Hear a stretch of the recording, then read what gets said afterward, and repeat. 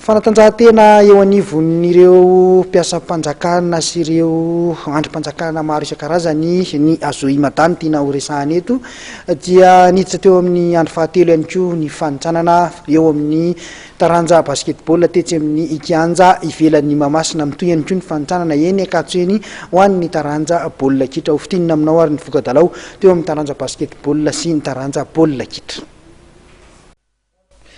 Ny tetsy amin'ny Kianja ivelan'ny Mahamasina ny andro fahatelo amin'ny fanitsanana eo amin'ny fiadinan'ny tompon-daka Analamanga eo amin'ny fananana eo anivon'ny Azoimada na ireo mpiasam-panjakana mpanao fanatanjahantena izay mivondrona ao anatin'ity fikambanana ity.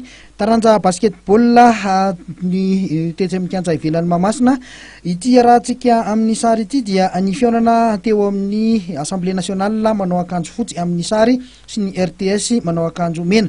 Ny voaka nandresy teto zareo avy etsy amin'ny RTS tamin'isa 450 no 40.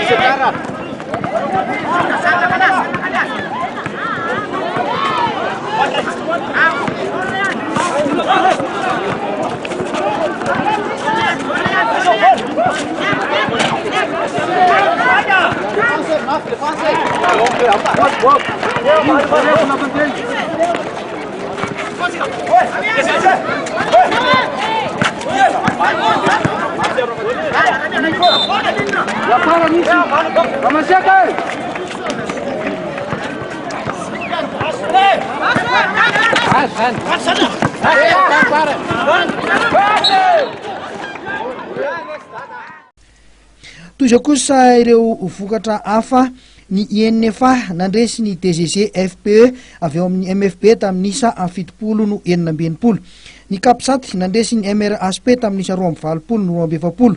Ny MEEF nandresy ny MCRI tamin'isa 70 no 220. Ny MIDSP dia niondrika nanoloana ny DGB tamin'isa 750 no 920 ary ny MSP nandresy ny MPMP tamin'isa 220 no 250. Ny MGS dia nandresy ny douane tamin'isa 920 no 70 ary ny ministeran'ny fitsarana nandresy ny ministeran'ny santé tamin'isa 750 no 220. Ny toteny amin'ny Kianjanakatso ihany koa ny taranja baolina kitra ka toy izao ny vokatra tonga eto am-pelantanana teo amin'ny sokajy veteran ny MFB sy ny MSP ny sarakatsala iray noray.